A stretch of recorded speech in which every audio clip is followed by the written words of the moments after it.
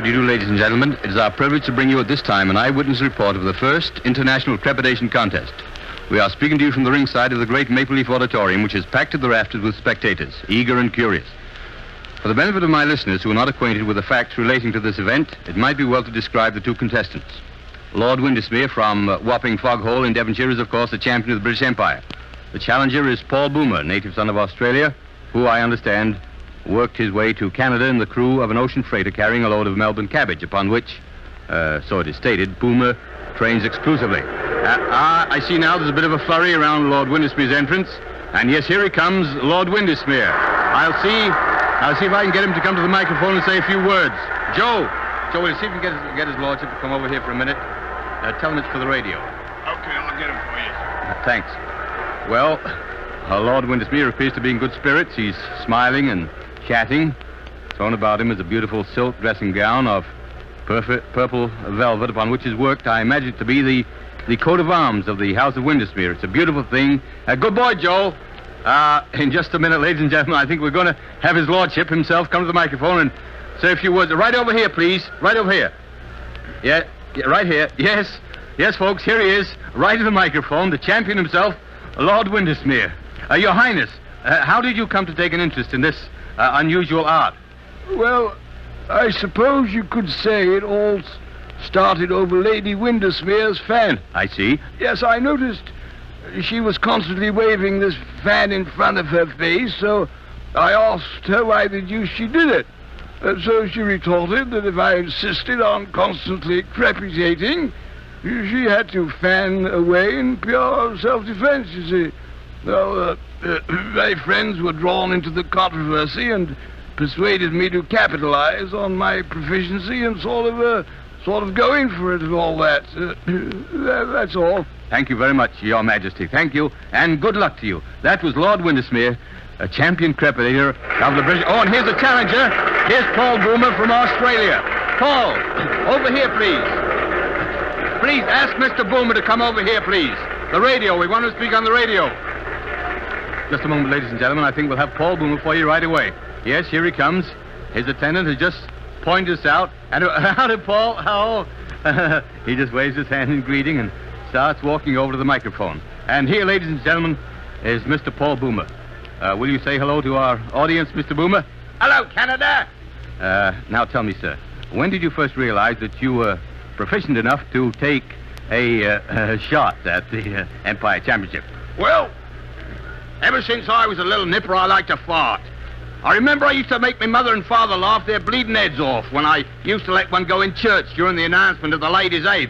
Excuse me, Mr. Boomer, on the radio, we call it crepitating, you see. Now, look here, cobber. What I always says is, a fart's a fart, whether you raise up on one cheek and sneak, or whether you give it a full blast like I do. Very well.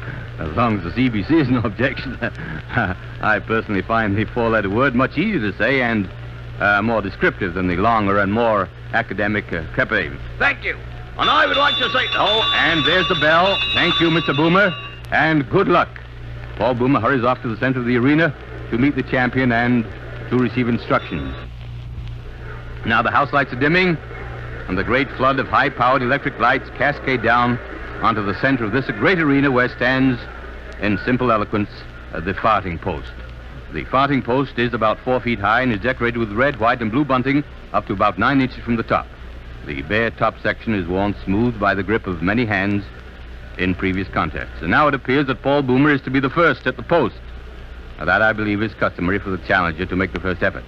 Yes, Paul Boomer takes off his dressing gown and strides to the farting post. He grips it firmly around the top and flexes his knees.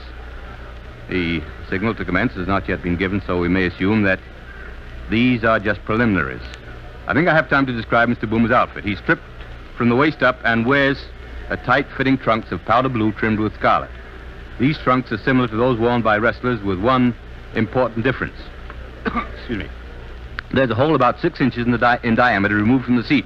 This, of course, has been done for obvious reasons. This symmetrical aperture is called the fenêtre de brise, literally translated meaning the zephyr window. Mr. Boomer's fenêtre de brise has a scarlet trim around its perimeter, giving a very provocative air to this genial Australian backside. And there goes the signal to commence. You might have heard it over my microphone, a blast on the medieval Bronx Spiegel, the traditional woodwind instrument associated with this sport for centuries. And now a hush falls on the vast throng as Boomer walks slowly, deliberately to the farthing post. He's exuding confidence, and he gives one last all-encompassing grin to the tense audience as he grips the farthing post between a pair of hands that look as though they could splinter the post. Now he flexes his knees, much in the manner of a boxer. He seems to be concentrating on the very top of the farthing post. You can hear a pin drop, and here it comes. Oh, a beauty, a beauty. I think it was a triple flutter blast. Yes, that's what the judge signals, a triple flutter blast. That gives him 25 points right off the bat. And another of the same, and another 25 points. That followed by two. I beg your pardon, 3 fuzzy farts in rapid succession. It's amazing how this man can change pace and style of offering by a slight, simple shifting of his buttock area. He's still gripping the post in complete concentration. Boomer now has a score of 65. Those last 3 fuzzy farts at 5 points apiece, adding 15 to his previous score. And now here's something coming. A flooper, a perfectly executed flooper. What's that? I'm sorry, ladies and gentlemen. That was a follow-up flooper. The second time in the history of this sport that a follow-up flooper has been achieved in open competition. The only other time, I believe, was during the World Series held in Europe in 1783. During the course of this series, Francois Fouf, the famous French farter, after leaving a follow-up flooper, defeated Sandy McWind, his Scottish opponent, by only 1 bloop and then dropped dead. As you know, since then, in honor of Monsieur Fouf, the bloop had been dropped from open competition. And now the score is 105 for Boomer. Flooper, of course, counts 10 points, but a follow-up flooper, a very difficult maneuver, gives 40 points. Well, this certainly has been a whirlwind session. I think that Paul Boomer is about played out, or blown out, as they say. What am I saying? There's a fuzzy fart and another. That gives him 10 more points, and he's not through yet, apparently. Wait a minute, here comes a threep. Oh, a little threep, worth only 2 points and very dangerous. And another threep. Well, not bad. Well, he's certainly putting up a fighting finish. 4 threeps, a very hazardous fart because of the danger of plotching. But giving him 8, a very valuable point. And there he throws up his hands. He throws up his hands as a signal that he's finished. And the crowd gives him a tremendous ovation. He's sitting down, looking a little pale, a little wan perhaps, but smiling happily at the crowd. This man has a definite charm about him that has endeared him to all except the most rabid Windesmere fans. And his result, wait a minute. Oh, Boomer! 123 points! Did you hear that? Paul Boomer, 123 points, a world's record, beating Lord Windesmere's previous world mark of 119 by 4 points. Paul Boomer, this moment, is the world's champion. But for how long, we don't know, because Lord Windesmere might take it right back again. And here's his lordship now walking up to the post, apparently not in the least disconcerted by the brilliant performance of the challenger. He's outfitted a little differently from Paul Boomer.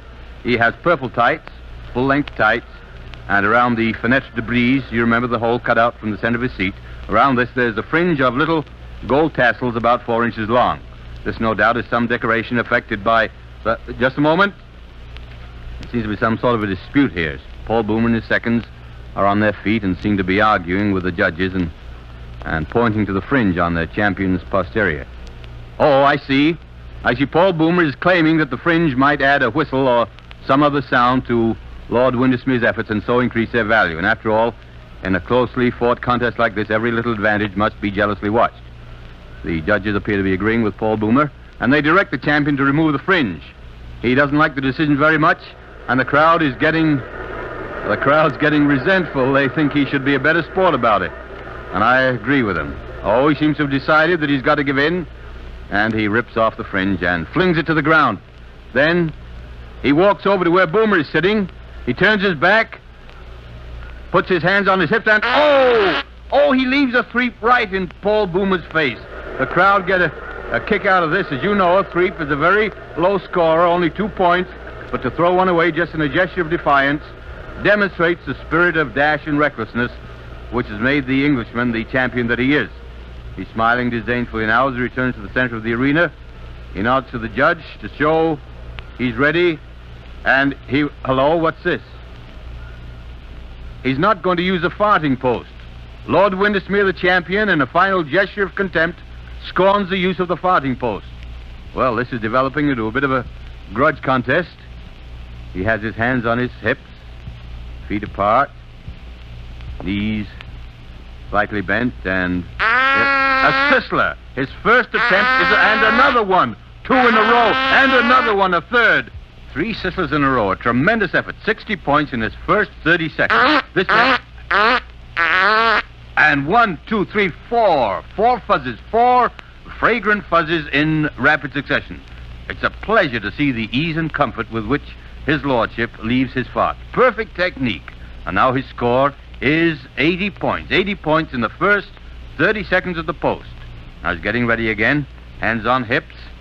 A little bit red in the face as he strains to... Oh, something there. Wait a minute.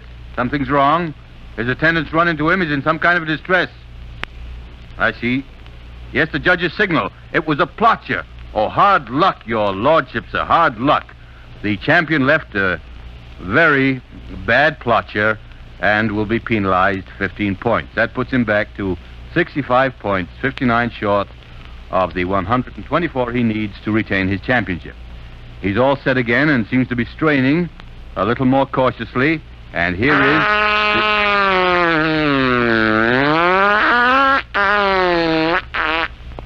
a fundus break. Oh, a beautiful bit of wind-breaking virtuosity. A most difficult fart to perform without plotting. This man has wonderful control, and the crowd are really warming up to him. That fundus break counts 30 points, and it takes Lord Windesmere up to 95 points. It's getting very tense now, and here it is. Here is the next one. A trill blow. 10 points, followed by a resounding single flutter blast. I think that is. Wait, yes, the judges proclaim that to be a single flutter blast. A lovely change of pace there. And now the excitement is growing unbearable as the champion takes a step away from the post, and his score is 120, just 3 points short of the Paul Boomer mark, just 3 points short. If he gets one more fuzzy or 2 small freaks, it's all over but the shouting, and the challenger will have to return to Australia with his shattered hopes. I think everyone's heart aches for Paul Boomer. He's really a great guy, but Windesmere steps up to the post again and looks very confident as he gets ready for the killing. And here it comes. A threep. That's 2 more points. A little small threep was all it was. 2 points. And now it's practically over. Just 1 more of those little threeps, those little 2-point threeps in the contest will be over. It seems as though his lordship was deliberately tormenting Boomer by dallying. But Boomer's smiling. It's a forced smile, but he's trying hard. He's sitting there trying hard to take it like the grand sportsman that he is. But he can see defeat standing ready to sweep away his dreams at almost any instant. And now Lord Windesmere steps forward and, hello, he's going to use the farting post for his final evidence. He grasps the post, flexes his knees. It looks as though he's going to try for a high-scoring effort for a whirlwind finish, perhaps another sizzler. And now he's trying very hard. The veins are starting out on his forehead, and even the trickle of perspiration venturing down his temple seems to hesitate, so that this mighty last effort should have undivided attention. Now, the suggestion of a smile from the champion. He seems to have decided just what treatment he's going to give this final bid. I see the audience, almost to a man, is on its feet, breathless and tense. He closes his eyes, a look of pure ecstasy on his face. Oh, he's sick! The champion is disqualified!